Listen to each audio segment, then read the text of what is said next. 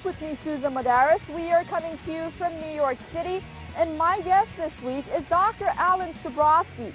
He's joining me via satellite from Pittsburgh, Pennsylvania. Join us. Alan Sabrosky is a writer and consultant specializing in national and international security affairs. In December 1988, he received the Superior Civilian Service Award after more than 5 years of service at the U.S. Army War College as Director of Studies, Strategic Studies Institute, and holder of the General of the Army Douglas MacArthur Chair of Research. A Marine Corps Vietnam veteran and a 1986 graduate of the U.S. Army War College, Dr. Sabrosky's teaching and research appointments have included the U.S. Military Academy and the Center for Strategic and International Studies. While in government service, he held concurrent adjunct professorships at Georgetown University and the Johns Hopkins University of Advanced International Studies. His published work includes 13 books or monographs and over 160 articles, chapters, and book reviews. He's currently completing a book-length study on the U.S. use of military force as an instrument of foreign policy titled Presidential War: The Politics of Military Intervention. Dr. Sabrosky is also an editor at Veterans Today, where his latest series of articles regarding Israeli involvement in the 9/11 attacks against the United States is a shocking expose of how the Israeli Mossad planned the attacks and how the U.S. military had prior knowledge. An argument often not discussed, especially by someone like Alan Sabrosky, who is an American with Jewish ancestry. However, Sabrosky bravely addresses this sensitive and controversial topic as someone devoted to the security of the United States at any cost. So what happens when a military insider puts the devastating terror attacks of 9/11 directly at Israel's doorstep? Dr. Alan Sabrosky, thank you so much for joining us on The Autograph. My pleasure, Susan. Tell us how you make the case for Israel's involvement in the tragic 9/11 attacks. There were several different ways of doing it, Susan, and this may be a little bit more background than some of your people need, but I began to have suspicions about what had happened on 9/11 about 2 weeks after the attacks. There were several discontinuities that made no sense to me whatsoever. The behavior on the part of some of the named terrorists, these 19 Arabs on 4 planes, running around flying schools like loose cannon, not having the pilot skills to fly the aircraft, no recognition for what they had done afterwards in their own area, their own community. And it struck me that for many reasons, none of the arguments that were being given for what they did made any sense. But I then immediately forgot about it until about 2 years ago. And then I came across a video which I found to be extremely disturbing.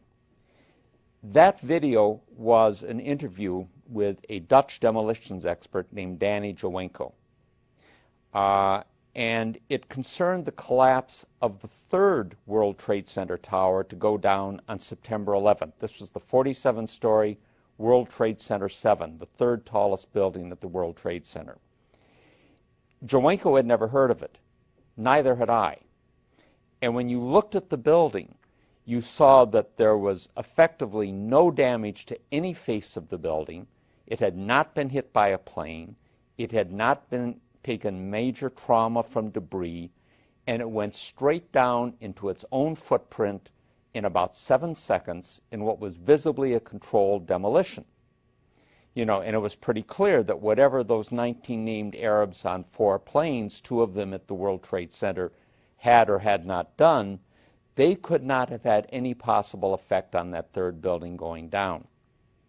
Shortly after that, I came across, partly out of my own curiosity, which this definitely aroused, and a very extensive video, both of which I've cited, by the way, in some of my recent articles, which were taken on 9/11 itself from what became Ground Zero, the base of World Trade Center 1 and 2, the Twin Towers, involving police, emergency services personnel, newspaper and television correspondence, and you can see and hear secondary explosions at the base of the World Trade Center buildings.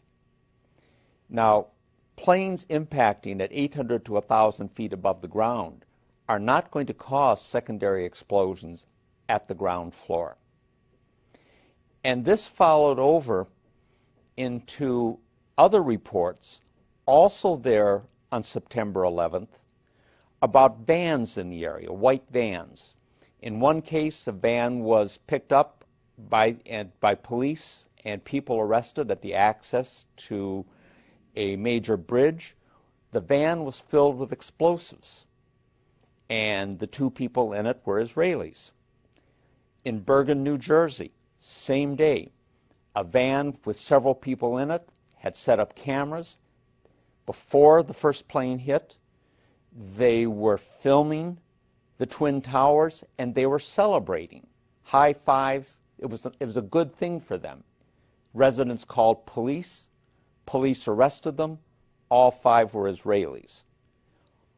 What intrigued me, in addition to angering me, was that within days, all of these reports disappeared from the media. Most Americans don't know that a third building went down at the World Trade Center. Most have never heard about the secondary explosions reported by CNN, ABC, Fox, and others at the foundation of World Trade Center 1 and 2. None have ever heard about the vans. So I began looking at this very carefully, and one of the things that I began looking at was just what would it have taken for a special operations group of any particular nationality to have done 9/11, either by having taken control of the operation we have been told about of the 19 named Arabs on 4 planes, or having run a parallel operation where you have 4 planes being hijacked, but there is another operation being done with those in concert. And I picked up 3 particular factors that would need to be taken into account. One was motivation, a second was expertise, and the third, the critical one, was access. Now, when it came to motivation, it's probably a very sad commentary on where we are in the world today, that there are an awful lot of countries and groups out there in the world that have either real or contrived reasons to hate America. It wasn't that way when I was a young man, but then many things weren't the same way now as they were when I was a young man. But almost all of the groups and countries that might want to do this only had a negative reason for doing it. They wanted to hurt us. The Israelis had a positive reason, and it's one that a number of their supporters had talked about from the 1990s on up, and what was called the Project for a New American Century, whose members included, by the way, later Vice President Richard Cheney, later Defense Secretary Donald Rumsfeld, and many of the so-called neoconservatives, most of them Jewish but not all, who came into the first Bush administration. Israel had a positive reason, and was get the United States involved in a war in the Middle East with a powerful, enraged, anti-Islamic strain within the American public, that they needed a catalytic event to produce this. They even talked about it in terms of another Pearl Harbor is needed to bring the American people into this fight. The second was expertise. Lots of expertise out there. Bringing buildings down and controlled demolitions is something that almost any intelligence agency of any country in the world can do or can contract. There are many private agencies that do this. But one thing is absolutely clear. Neither those 19 named Arabs on the plane nor Al-Qaeda as an organization had the expertise, the technical expertise to do that. And there is one very clear proof of that. If Al-Qaeda and its affiliates had had the ability to wire even one building for a controlled demolition at the World Trade Center, much less all 3 of them, The so-called green zone in the heart of Baghdad would have been a pile of rubble, and it wasn't. But the last is access. The World Trade Center security was an Israeli-owned company. Security at all three of the airports from which the 4 aircraft on 9/11 departed, ICTS, was an Israeli security company. That security company, by the way, also had security at the airports in Paris and Amsterdam later, from which the so-called shoe and underwear bombers departed. The security company at the World Trade Center had 24/7 state-of-the-art electronic surveillance and foot patrols. Wiring a building for a controlled demolition, and I must confess here, this is not my specialty. I have heard what people who do this for a living have said about it, but it is not my specialty. But the description of it in the video of Danny Jawenko that I mentioned to you is a very good one on this. And he described it in which if you needed to do it in a few hours, you would need 30 to 40 people, fewer if you had more time, cutting open the walls, literally cutting open the walls, all the way around the building, implanting the explosives, running detonator cord and cable, wires to put them to a control system, coordinating all of this activity. This is not something that involves the casual bringing in of a briefcase and leaving it at the foot of a building's elevator and going out again. This is extensive work, and it would require the type of extensive sustained access that could not go unremarked by the security forces in place on this.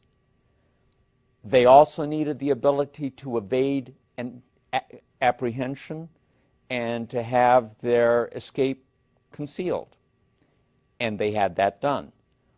All of the Israelis who were apprehended in those vans were later released in about 2 months at the direction of Michael Chertoff, then the second director of Homeland Security, a dual U.S.-Israeli national.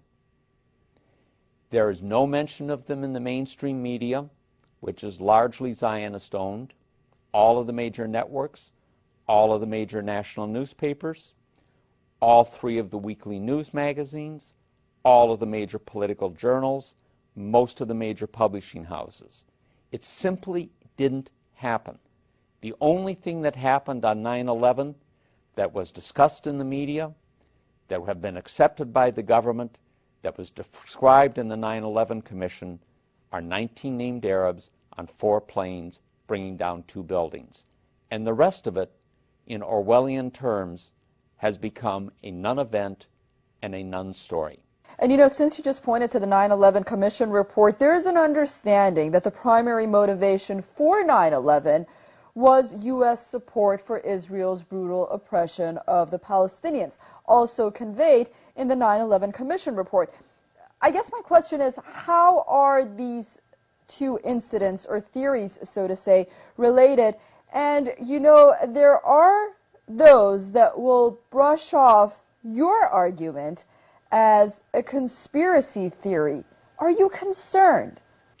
I don't think that's so much of a conspiracy theory. I was smiling when you said that, because to tell a bit of a story on this, back in the early 80s when I was in Washington at the Center for Strategic and International Studies, one of our visitors for a luncheon talk was a young gentleman then named Francois Heisbourg. Heisbourg was the special assistant to French President Francois Mitterrand. And I don't know how the subject came up, but he said, you know, Americans never see conspiracies anywhere. We French, he said, we see conspiracies everywhere. And both of us are wrong. This is not a conspiracy in the sense that it is usually used, the word is usually used, which is to denigrate an opposing argument. When someone in the United States says that that's a conspiracy or that's a conspiracy theory, by definition they mean it is irrational, illegitimate, and without proof. All I would suggest to people is that you look at the films of WTC-7, that third tower going down on September 11th.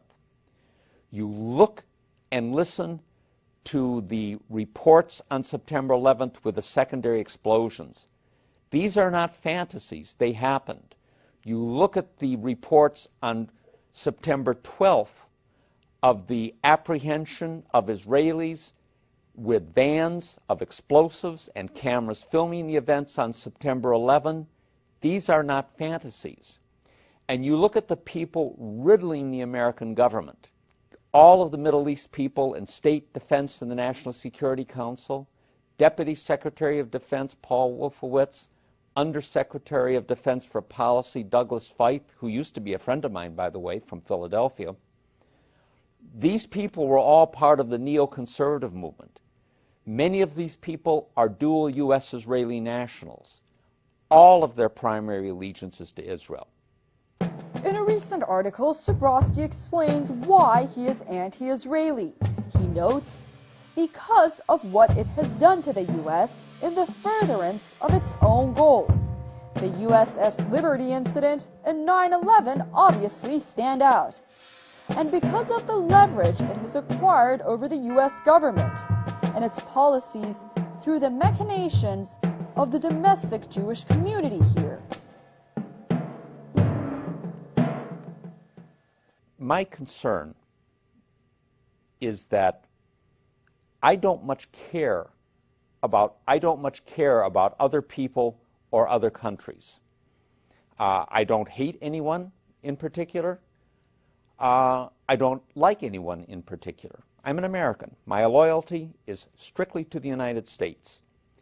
And I don't care what my ethnicity is or what my ancestry is. My allegiance is that. And my concern is only whether something helps or hurts the United States. And I think anyone who's a citizen of any country can very properly have similar feelings toward their country. What I'm concerned about is what is done to hurt America. And it is very clear that over a period of the last 40-odd years, that the penetration of the American political process, the effective subordination of the Congress in particular to Israel, when an Israeli prime minister can get 29 standing ovations from a Congress that can't give that much support to one of their own presidents, no matter how outlandish the statements, you have something as close to a puppet agency as you're going to find. Our policy in the Middle East has for decades been manipulated increasingly in terms of what benefits Israel and not what benefits the United States, even when that policy is articulated and supported by individuals who are sworn officials of the United States government.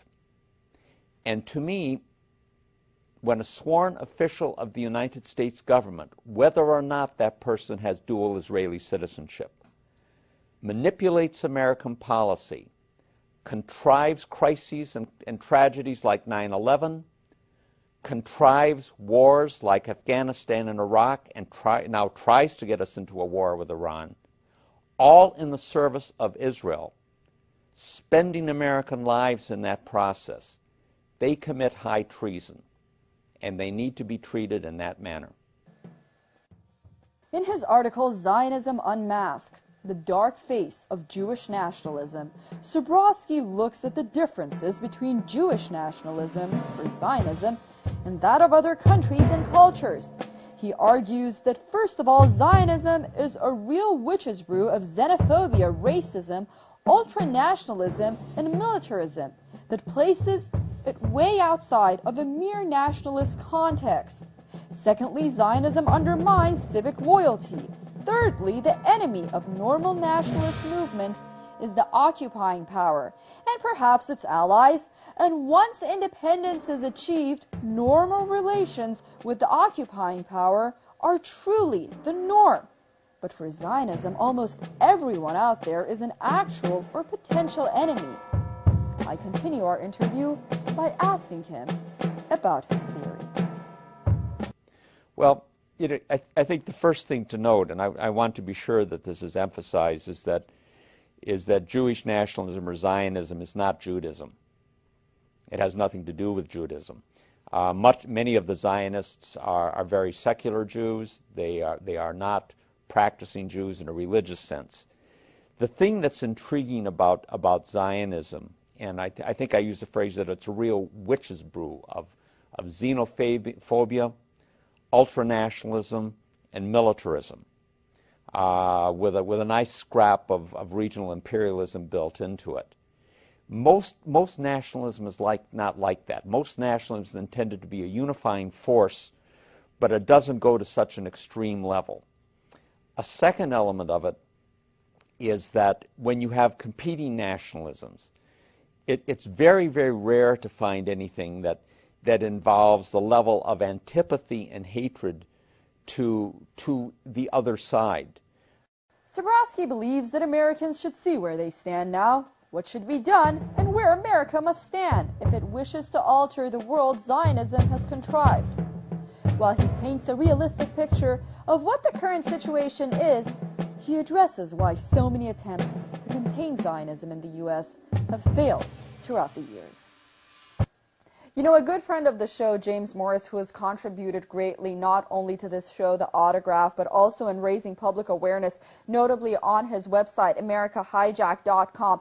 I remember him saying that he was a registered Republican for many years, but ultimately found it very hard as an American to relate to that party, or the Democratic Party for that matter, and became extremely frustrated, notably because of the government's support for AIPAC and similar organizations, and the United States support for Israel in general. Just recently, he was quoted as saying that he has become an independent.